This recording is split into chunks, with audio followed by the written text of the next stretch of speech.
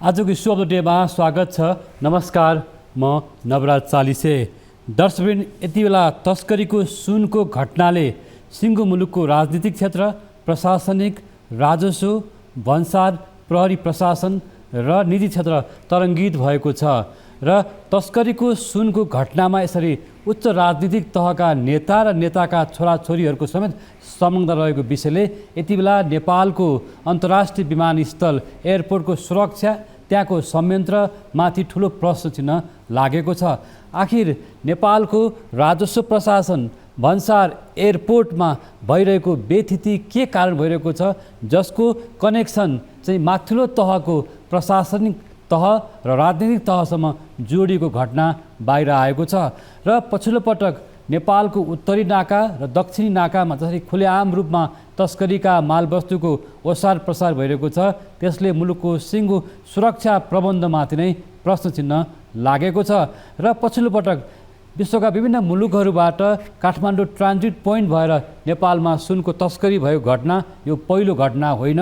यस्ता घटना दिनौँ जस्तो भइरहेको छ र पछिल्लो पटक सेटिङ नमिलेर यो घटना बाहिर आएको छ भन्ने कुरा पनि अहिले बजारमा चर्चाको विषय रहेको छ र बजारमा तस्करीको सुनहरू प्रयोग भइरहेको छ भन्ने विषयले यतिखेर व्यावसायिक जगतलाई पनि निकै ठुलो प्रश्न चिन्ह लागेको छ। आखिर नेपालबाट कुन स्रोतबाट सुनको प्रयोग भइरहेको छ र त्यो र अनियन्त्रित अथवा गलत तरिकाबाट आइरहेको सुनको नियन्त्रण गर्ने, रोकथाम गर्ने काममा राज्य किन पछाडि परेको छ भन्ने प्रश्न आज यो विषय उठेको छ र समग्रमा नेपाली बजारमा देखिएको सुनको तस्करी र तस्करीमा जोडिएका घटनाक्रमको बारेमा आज हामी कुराकानी गर्नेछौँ। दर्शकवृन्द, हामीसँग स्टुडियोमा नेपाल प्रहरीका पूर्व डिआइजी केशव अधिकारी र नेपाल सुन चाँदी व्यवसायी महासङ्घका अध्यक्ष मणिक रत्न साक्य हुनुहुन्छ। यहाँ दुवैलाई स्वागत छ। धन्यवाद। वास्तवमा पछिल्लो पटक सुन तस्करीको घटना यति ठुलो डरलाग्दो रूपमा देखा परेको छ, जसमा अन्तर्राष्ट्रिय विमानस्थल त्रिभुवन विमानस्थलको सुरक्षा, त्यहाँको भन्सार प्रशासन र सुरक्षा संयन्त्रमा जसरी प्रश्न उठिरहेको छ, यो प्रश्न उठ्दै गर्दाखेरि हिजोका दिनमा यो घटनाहरू त भएका थिए। यहाँहरूले विभिन्न तहमा बसेर काम पनि गर्नुभयो कि हाम्रो सुरक्षा संयन्त्र, हाम्रो प्रशासनले काम गर्न सकेन या हाम्रो चाहिँ संयन्त्र पनि यस्तै कनेक्सनमै जोडिएको छ? काम गर्न दिएन। तपाईँको त्यहाँ रहेका निकायहरूलाई गलत काम गर्नको लागि प्रोत्साहित गरियो, त्यसैको परिणाम हो यो, अरू केही पनि होइन। टिआइएबाट पास भएको, टिआइएको भन्सारको स्क्रिनिङबाट पास भएका, विभिन्न कालखण्डमा पास भएका ठुलो परिणामका सुन, पहेँलो धातु मार्केटमा समातेको होइन सुरक्षाकर्मीले। तपाईँले अघि भन्नुभयो नि सुरक्षाकर्मीहरूले पनि नसकेको भनेर, अनि सुरक्षाकर्मीहरूले बाहिर आफ्नो इन्टेल डेभलप गरेर समातेकै हो नि, होइन? तर एउटा कस्तो भइदियो भन्दाखेरि यो जस्तो अहिले पनि के देखिन्छ भने एयरपोर्टबाट बाहिरिसकेर होइन बाटोमा अथवा ट्याक्सीबाट समातेको छ, बरामद गरिएको छ, यो अवस्था छ नि त। हाम्रो स्क्रिनिङमा किन समाउन सकेन? हजुर। र किन सामान्य भरियाहरू पक्राउ परिरहेका छन्, ठुला माछाहरू भन्ने गरिन्छ, जसको त्यहाँ कनेक्सन माथिसम्म छ, विदेशका एजेन्टहरू, यहाँका लोकल एजेन्टहरूको जहाँ मिलोमतो भइरहेको छ नि, त्यो कुरा हाम्रो प्रहरीलाई थाहा हुँदैन। एउटा कुरो म नवराजीलाई भनौँ, तपाईँले भन्नुभयो नि त्यत्रो परिणाम त्यहीँबाट आयो भन्नुभयो नि, शङ्का गरिएको थिएन स्क्रिनिङमा, होइन? शङ्का गरिएको त थियो त, वस्तु चाहिँ नि शङ्कास्पद छ भनेर शङ्का गरिएको थियो। तपाईँले सुन्नुभयो होला नि त्यहाँको जाँचकीको अभिव्यक्ति त्यही दिनको, यकिन गर्न सकिएन। अब गर्नुपर्ने के हो त? यकिन गर्नको लागि गर्नुपर्ने के थियो त? होल्ड गर्नु पर्थ्यो, होइन? व्यक्ति चाहिँ नि फेला त्यो बेलामा परेको थिएन भने सामान होल्ड गरेर चाहिँ नि तपाईँको विमानस्थलका हाकिम साहबहरू बिदा बस्नु भएको छ, होइन? त्यो बिदा बस्नु म त भन्छु संयोग पनि हुनसक्छ, होइन? त्यो त छानबिन कमिटीले ल्याउला।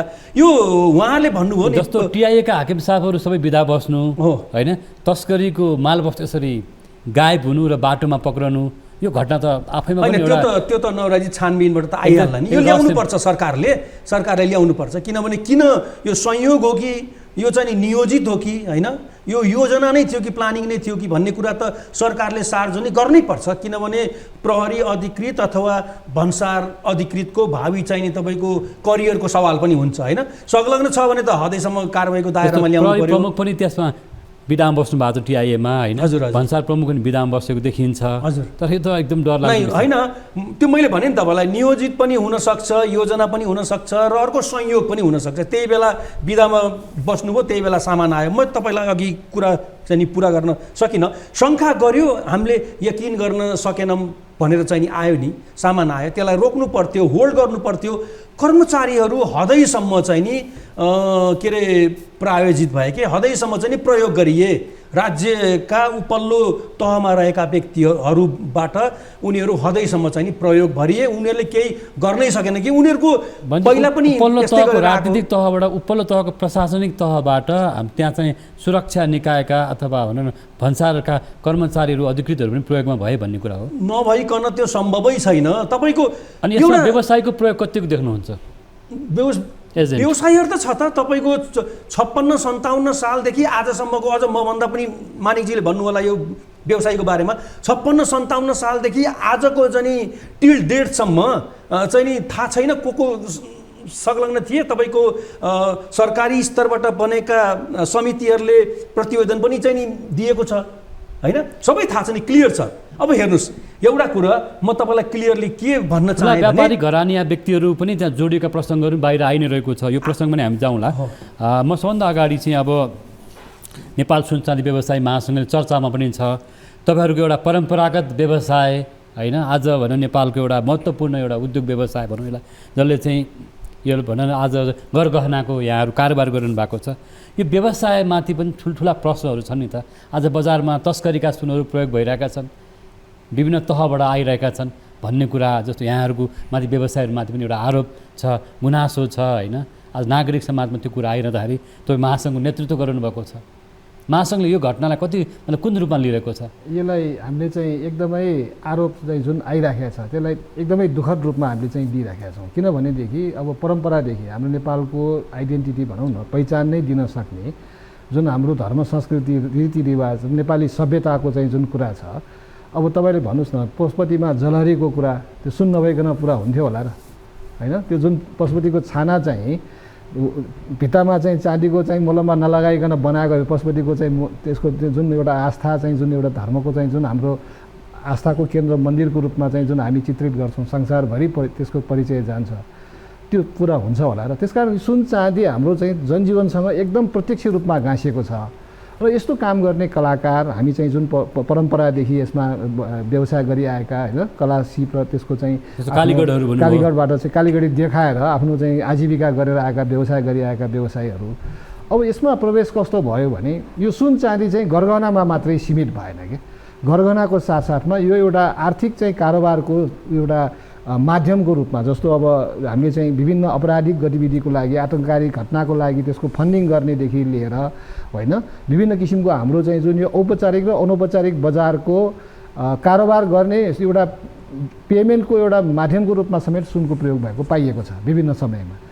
अब त्यो अपराधिक प्रयोगमा लिएर गएको चाहिँ घटनाहरू कस्ता व्यक्तिहरूले सुन ल्याइरहेका छन्, तपाईँहरूको सुन ल्याउने ठाउँ स्रोतहरूबाट कस्ता व्यक्तिहरूले आएर ल्याइरहेका छन्? अब त व्यवसाय पनि एकदम विस्तार भइरहेको देखिन्छ, टोल टोलमा सुन पसलहरू छन् होइन, देशभरि चाहिँ यो बजार फैलिरहेको छ भन्दाखेरि महासङ्घसँग आबद्ध सदस्य व्यवसायीहरू कति छन्, तिनको ब्याकग्राउन्ड पृष्ठभूमि हिजो के थियो, कसरी यो व्यवसायमा आए र त्यो सबै कुरा हेर्नुपर्ने हुन्छ होला नि त। डेफिनेटली। अब यसमा चाहिँ कस्तो छ भने हाम्रो व्यवसाय सुन चाँदीको व्यवसाय कस्तो छ भने आफै चाहिँ स्किल म्यान पावर भएर आफूले चाहिँ उत्पादन गर्दै एउटा कालीगरको रूपमा पहिला भनौँ न एउटा सानो कारखानाबाट सुरु भएर उसले विकास गर्दै ल्याएर सानो दुकान खोल्छ, दुकानपछि त्यसलाई बिस्तारै सोरुममा परिणत गर्छ। अब अहिले नेपालभरि चाहिँ विभिन्न किसिमको सहरहरू तपाईँ जहाँ पनि जानुहोस् सुन पसलहरूको चाहिँ विकास र विस्तार भइरहेको देख्नुहुन्छ। त्यो सबै भएको कारणै के हो भने जुन किसिमको सुनमा लगानी र त्यसमा आउने प्रतिफलहरू जुन अवैध रूपको सुनमा चाहिँ विभिन्न तहका व्यक्तिहरू अवैध सुनको चाहिँ जुन कारोबारको एउटा जालो छ नि, त्यो जालोमा व्यवसायहरूको नाम धेरै कम मात्रै सामेल भएको पाइन्छ। तपाईँले पहिला पनि यसका तस्करीका जुन घटनाहरू देखिनुभयो नि होइन, त्यसमा अनुसन्धान गर्दाखेरि उच्च तहका विभिन्न राजनीतिक पार्टीका नेताहरूको नाम आउँछ होइन 2-4जना चाहिँ यो तस्करहरूकै चाहिँ जुन पहिलादेखि खाएर आएका चाहिँ खेलाडीहरूको नाम आएको छ र मलाई लाग्छ 2074 सालमा पनि यस्तै 88 किलोको 33 किलोको सुनको काण्डको अनुसन्धान गर्दाखेरि पनि त्यो बेलामा सहसचिव प्रकाश पौडेलजीको त्यसमा संयोजकत्वमा एउटा सरकारी समिति गठन भएको थियो र उहाँले पनि विभिन्न त्यसको चाहिँ नामै तोकेर यतिजना फलाना व्यक्तिहरू समावेश छ। ती व्यक्तिहरू अहिले नेपालमा छैनन्। जस्तो पहुँचवाला व्यक्तिहरू जस्तो तस्करीमा मुछिएका व्यक्तिहरू ठुल्ठुला राजनीतिक नेताहरूसँग उठबस गरेको होइन डिनर खाएका जुन तस्बिरहरू बाहिर आइरहेको छ नि त। हो अब यस्तो भयो अब काम गर्ने बेलामा त्यसरी यो विषयको कनेक्सन हाम्रो प्रहरीलाई थाहा हुन्न। हाम्रो चाहिँ इन्टेलिजेन्स प्रहरीको त्यो नपुगेको हो या प्रहरी पनि कतैबाट मुछिएको छ, के छ त यो? व्यक्तिगत तवरले घरमा चाहिँ नि निम्ता दिएर अथवा आफै गएर होइन डिनर खाएको फोटोहरू बेला बखत चाहिँ नि आउने गरेको छ होइन। अस्ति पनि वर्षमान पुनको पनि आयो होइन, आउने गरेको छ। यो कस्तो हुन्छ भन्दाखेरि नितान्त व्यक्तिगत भेटघाटको सूचनासम्म चाहिँ नि प्रहरीले पाउन जस्तो नेताका छोराहरू दोस्रो पुस्ता उहाँहरूको चाहिँ छोराहरू विभिन्न खालको कारोबारी काममा लागेको धेरै नेताहरूको आइरहेको छ। त्यो विषयमा हाम्रो प्रहरीले किन पत्तो पाउँदैन, किन छानबिन गर्दैन, यो विषयमा आउँछु। सुनकाण्डमा ठुला नेता र हाई प्रोफाइल कर्मचारीहरू, हाई प्रोफाइल व्यक्तिहरू मुछिएको देखियो नि। एउटा मलाई अहिले संशय के उत्पन्न भएको छ भन्दाखेरि आजभन्दा 5-7 दिन अगाडि तपाईँहरूको यही च्यानलबाट मैले बोल्दाखेरि सरकार हदैसम्म इमान्दार देखिया छ भनेर मैले भनेको थिएँ। अब संशय के उत्पन्न भएको मैले चाहिँ नि अनुभव गरेँ भन्दा अहिले अडुकिया भन्ने जुन राकेश अडुकिया जसको चाहिँ नि घरमा छापा मारियो, गोदाममा छापा मारियो होइन, तस्करीसँग चाहिँ सम्बन्धित विभिन्न सामग्रीहरू फेला पर्यो। त्यो व्यक्तिले अस्तिको दिन तपाईँको एउटा मिडियामा खुलेआम चाहिँ नि तपाईँको सरकारलाई नै च्यालेन्ज दिइरहेको मैले सुने। च्यालेन्ज भन्नाले म संलग्न छैन, मेरो नाम कहाँबाट आयो, म त्यही अहिले चाहिँ नि अनुसन्धान म चाहिँ नि खोजिरहेको छु, म भागेर गएको छैन, म नेपालमै छु। त्यो च्यालेन्ज त प्रहरी सङ्गठनलाई पनि हो नि त होइन। प्रहरी पनि त एउटा सानो अङ्ग हो नि त नेपाल सरकारको चाहिँ राज्यको एउटा महत्त्वपूर्ण अङ्ग त प्रहरी हो होइन। प्रहरीले इमानदारीपूर्वक एउटा प्रयास गर्ने हो भने म तपाईँलाई भन्दैछु। म यो के छ भन्दाखेरि प्रहरीलाई चाहिँ नि कार्यगत स्वतन्त्रता होइन, फ्रिली काम गर्ने चाहिँ नि वातावरण नै कहिले पनि हुँदैन। अब यो प्रहरीले काम गर्दा नसकेको अवस्था अथवा दिएन भने भोलि पत्रकार सम्मेलन गरेर प्रहरीको आइजिपीले प्रहरी सङ्गठनले भन्न सक्ने अवस्था छ नि। भन्दैन कसैले बहालमा बस्नेले भन्दै भने करियरमाथि प्रश्न चिन्ह उठ्छ। तपाईँलाई मैले बेलामा भनेको छु आइजीको पद त नेताजीहरूले गोजीमा राखेर हिँड्नुहुन्छ भने हिजो अहिलेकै आइजी साहबको अग्रजहरूलाई चाहिँ स्याक गरेको इतिहास छैन। यदि आइजी साहबहरू कुनै पनि राजनीतिक दलसँग भोलि टिकट पाइएला अथवा चुनाव लड्न पाइएला भन्ने आश नगरिकन सङ्गठनमा काम गर्ने हो भने त काम गर्न सक्छ किन होइन त? हाम्रो आइजी साहबहरूलाई टिकटको लोभ छ अनि कहाँ हुन्छ? एउटा कुरो मैले अघि कम्प्लिट चाहिँ नि भएको छैन। अहिले जुन कृष्णबहादुर महराजीको र उहाँको छोराको बारेमा आयो नि होइन, अहिले राकेश अडुकिया अथवा चाहिँ नि भुटानी शरणार्थीको चाहिँ नि केसमा जतिजना व्यक्तिहरू जानुभएको छ त्योमध्ये केही व्यक्तिहरूको त्यहाँ बिहाइन्ड द बार जाँदाखेरि प्रमाणको रूपमा डिजिटल एभिडेन्सेस चाहिँ नि बरामद गरेर त गएको नि, त्यो फेला पारेर चाहिँ नि गएको नि उहाँहरू नेताहरू। र महराजीको केसमा पनि प्रहरीले फेला चाहिँ नि पारेको छ नि त। तर यहाँ त के भन्यो भने उहाँहरूलाई अनुसन्धानको दायरामा ल्याउनु त कहाँ होइन, अभियोजन चाहिँ नि तहसम्म पनि जाने के अरे वातावरण चाहिँ नि देखिएन। अहिले म यो विषयमा आउँछु। दर्शकबिन, हामी आजको इस्यु अफ द डेमा अहिले तस्करीको सुनमा देखिएको राजनीतिक तरङ्गको बारेमा कुराकानी गरिरहेका छौँ। हामीसँग स्टुडियोमा नेपाल प्रहरीका पूर्व डिआइजी केशव अधिकारी, नेपाल सुनचाँदी व्यवसाय महासङ्घका अध्यक्ष मणिक रत्न साकी हुनुहुन्छ। पालो भएको छ ब्रेकको।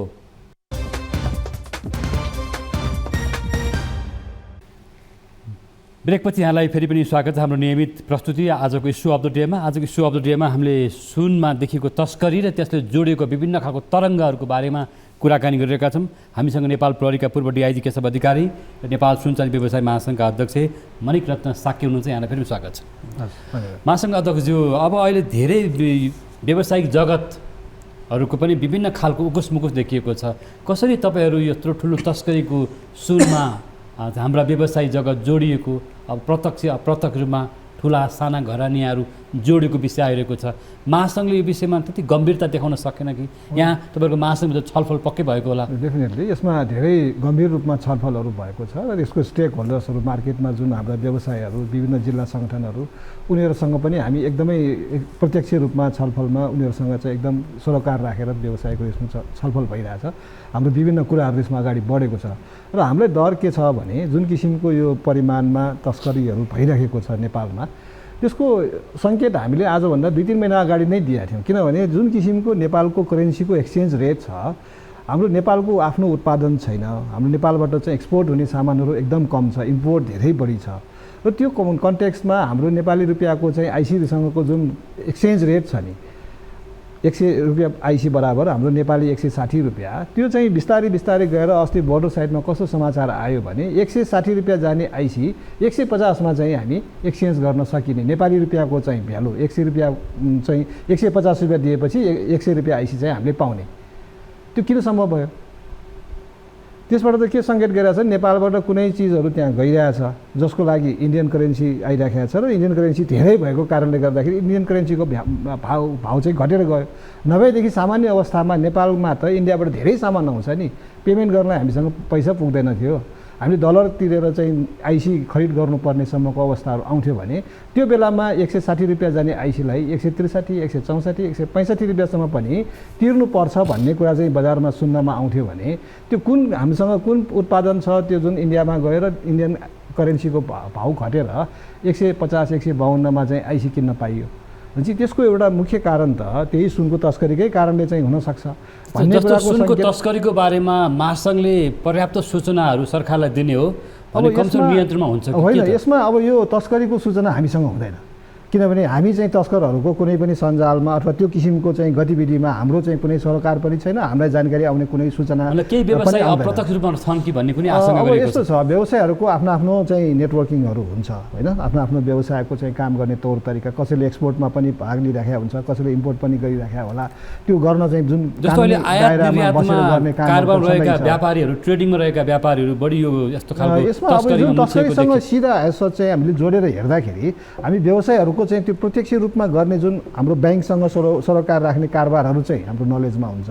ब्याङ्किङ च्यानलमा जति सुन जानुपर्ने त्यो जान गइरहेको छैन, बाहिरको सुन प्रयोग भइरहेको छ भन्ने कुरा आइरहेको छ। होइन, यस्तो छ, अब यो चाहिँ ब्याङ्किङ च्यानलबाट तपाईँहरूको सुन कति आउँछ? नेपालको सुनको बजारलाई सरकारले एकदम कन्ट्रोल मार्केटको रूपमा चाहिँ अहिले नियन्त्रणात्मक बजारको रूपमा राखेको छ र अहिलेको चाहिँ यो रिसेन्ट यो 1 वर्षको दौरानमा हामीले हेर्ने हो भने विदेशी विनिमय मुद्राको सञ्चित कम भयो र व्यापार घाटा बढ्यो भन्ने कारणले पनि 20 किलो चाहिँ दिनको आइराखेका सुनलाई 10 किलोमा चाहिँ कम गरेर चाहिँ नियन्त्रित आयात गरिराखेका कारणले पनि बजारको जुन वास्तविक माग छ त्यो मागलाई चाहिँ त्यो आयात गरेको सुनले पुगिराखेको त छैन।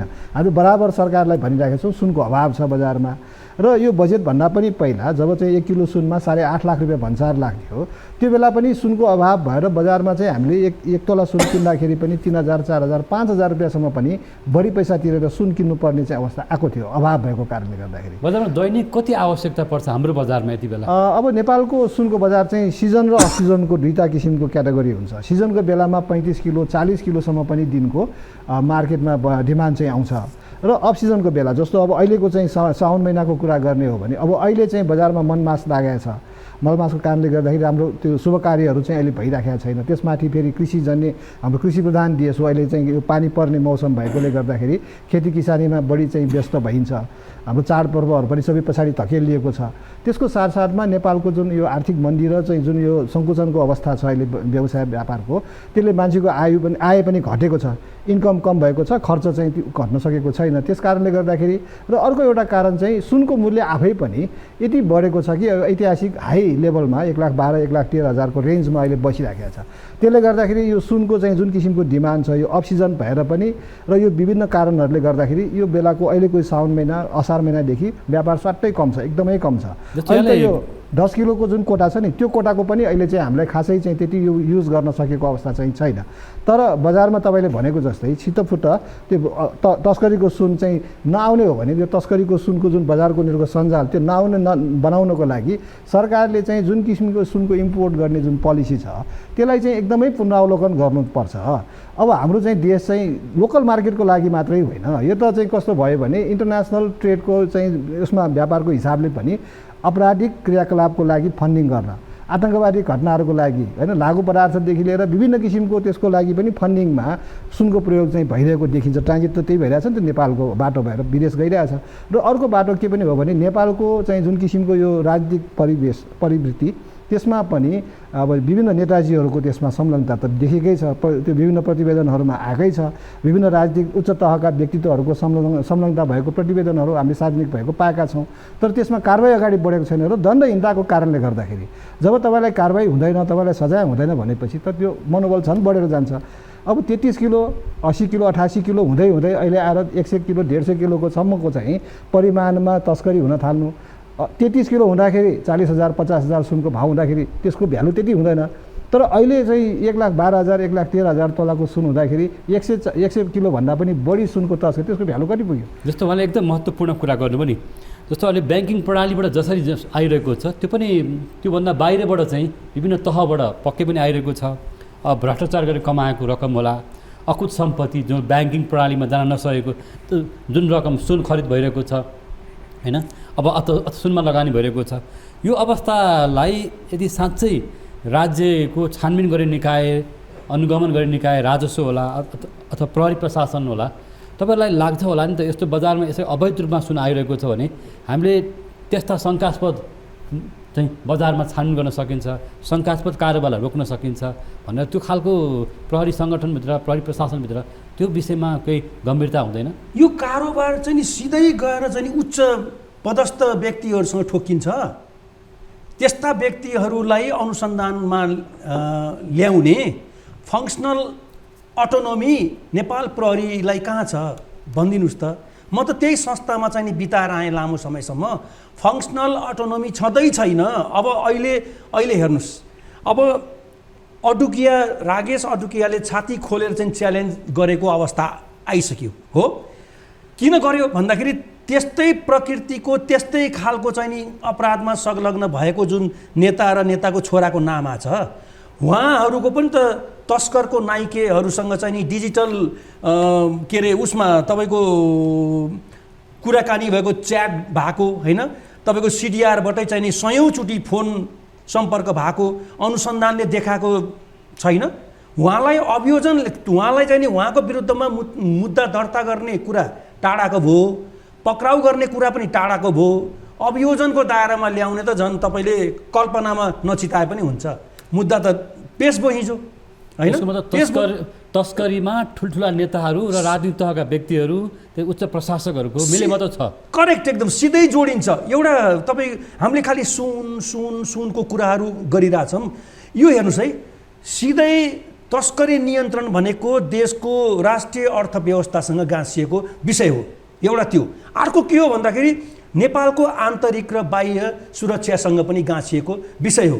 जब चाहिँ इन्डियन एयरलाइन्सको प्लेन चाहिँ नि अपहरण भयो त्यसपछि नेपालको सुरक्षामा धेरै सेँधहरू छ, प्वालहरू छ।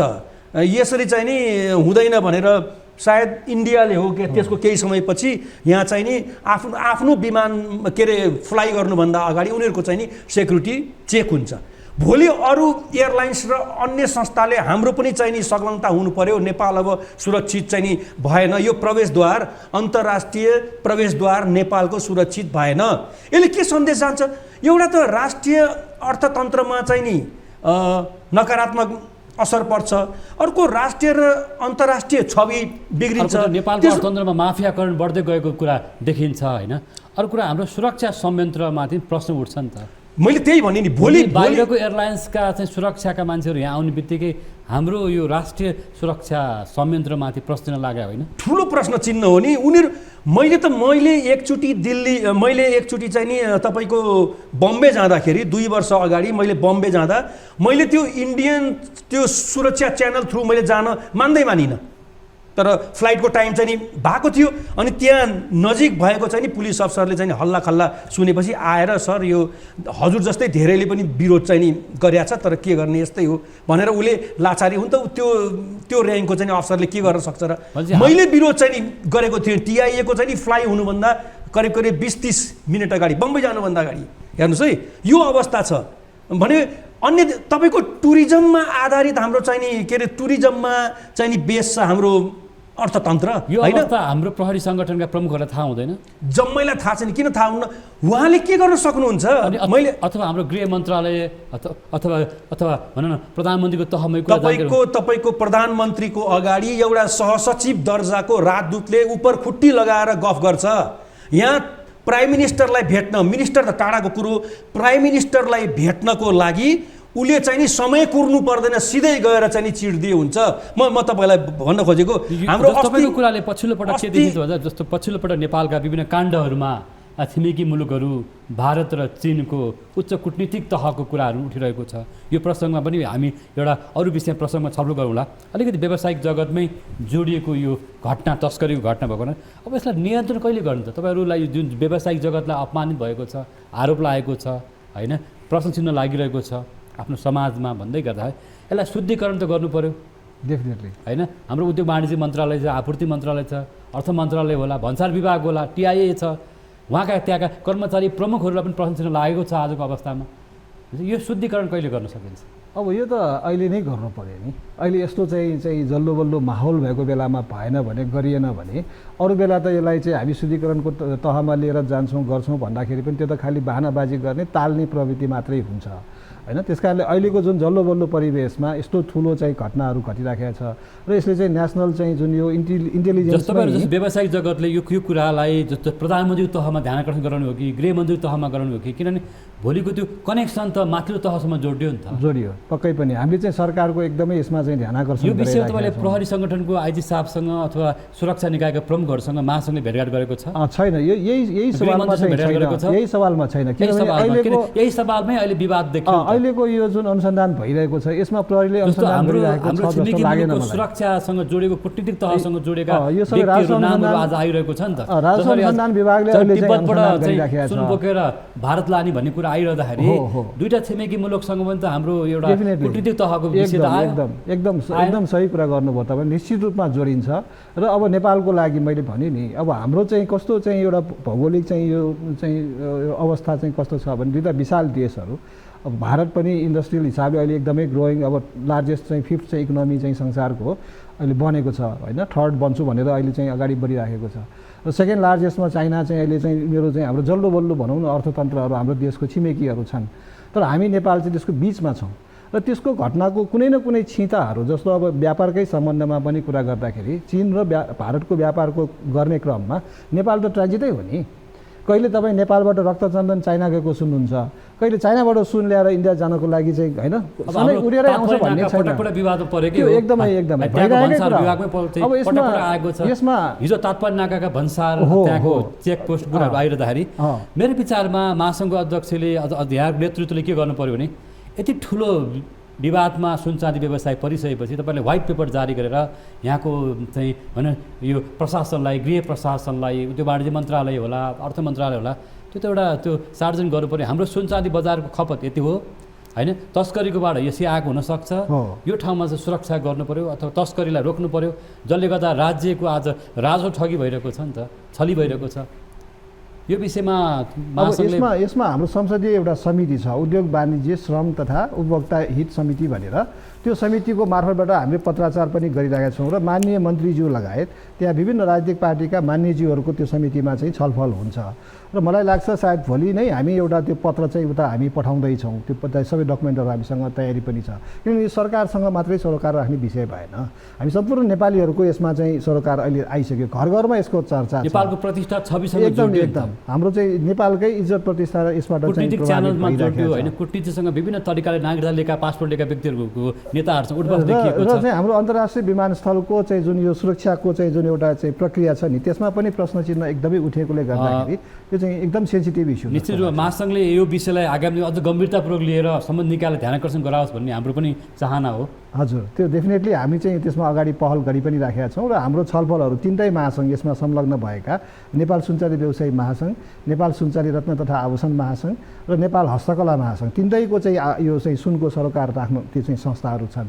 तीनटै छाटा सङ्गठनहरू हिजो भर्खरै पनि हामी बसेर यही विषयमा गम्भीर रूपमा छलफलहरू भएको छ र मैले अघि पनि भने यो संसदको चाहिँ संसदीय समितिमा समेत हामीले त्यसको लागि आवश्यक पत्रहरू बुझाएर तपाईँले भन्नुभएको श्वेतपत्र नै त होइन तर व्यवसायको अहिलेको जुन यो जल्दो बल्दो इस्यु छ यो इस्युमा हाम्रो सरकारलाई लगेर चाहिँ सरकार समक्ष राख्ने काम चाहिँ वास्तविक घटना त चाहिँ यो यहाँहरूको यो सुन चाँदीको कारोबारको वास्तविक तथ्याङ्क त बाहिर आउनु पर्छ। एकदम छ। अब डिआई साहब जस्तो यहाँले चाहिँ कुरा यसको निकास के त तपाईँहरू सधैँ विभिन्न तह व्यवसाय आरोपित हुने, प्रहरी सङ्गठन आरोपित हुने, ठुला कर्मचारी नेताहरूको नाम मुछिने तीनटा कुरा अहिले तपाईँ समय छैन क्यारे तीनटा कुरालाई म चाहिँ संक्षेपमा राख्न चाहेँ। पहिलो कुरो तपाईँको के अरे यो उच्च स्तरीय छानबिन कमिटी बन्नु पर्यो। संसदमा कुरा उठे जस्तो संसदीय छानबिन समिति चाहिँ को कुनै अर्थ छैन, पहिला कुरो त्यो। दोस्रो कुरो यो तपाईँको सङ्गठित अपराध प्रकृतिको हो यो होइन, लेयरको बिचमा तहको बिचमा भूमिका र हैसियत चाहिँ बाँडिएर यो कर्म गरेको चाहिँ अपराध हो है। त्यसले गर्दा सङ्गठित अपराधमा यो मुद्दा आकर्षित हुनु पर्यो। अहिले सङ्केत के आछ भन्दाखेरि राजस्व अपचलनमा मात्रै सीमित राख्ने कि भन्ने कुरा आछ, यो चाहिँ नि कुनै हालतमा चाहिँ हुनुहुन्न। तेस्रो कुरो यसलाई रोक्नको लागि पहिलो कुरो के अरे तेस्रो कुरोमा महत्त्वपूर्ण दुईवटा कुरा छ। एउटा कुरो के भन्दाखेरि तपाईँको यो तस्करका नाइके मुखिया लगानीकर्ताहरूलाई चाहिँ नि तपाईँको कानुनको दायरामा ल्याउनु पर्यो, पहिलो कुरो। दोस्रो कुरो चाहिँ नि यो पहेँलो धातुको जुन अवैध आयात चाहिँ नि विगत दशकौँदेखि चाहिँ नि भएको छ त्यसमा संलग्न भएको अन्तर्राष्ट्रिय तपाईँको यो च्यानल लिङ्कलाई चाहिँ नि ब्रेक गर्नु पर्यो। यो दुईवटा गर्न सकेन भने यो हिजो पनि भएको छ, आज पनि भएको छ र भोलि पनि हुन्छ। हेर्नुहोस्। हस्, यहाँको महत्त्वपूर्ण समय र विचारलाई धन्यवाद। यहाँले यो विषयमा अझ ठुलो आवाज र गम्भीरता देखाउनु होला। महासङ्घले भोलिको दिनमा अझ यसलाई छलफल र गम्भीरता देखाओस् र प्रहरी सङ्गठन र विज्ञहरूले पनि कुरा बाहिर ल्याउनेछ भन्ने आशा गरौँ। यहाँहरूको दुवैको महत्त्वपूर्ण समय र विचारलाई धन्यवाद। दर्शकवृन्द, आजको लागि सोवर डेको समय पुरा भएको छ। हामीसँग नेपाल प्रहरीका पूर्व डिआइजी केशव अधिकारी र नेपाल सुनचाँदी व्यवसाय महासङ्घका अध्यक्ष मणिक रत्न साक्य हुनुहुन्थ्यो। उहाँलाई धन्यवाद दिँदै आजको लागि सोवर डेको समय पुरा भएको छ। हामी बिदा माग्छौँ। नमस्कार।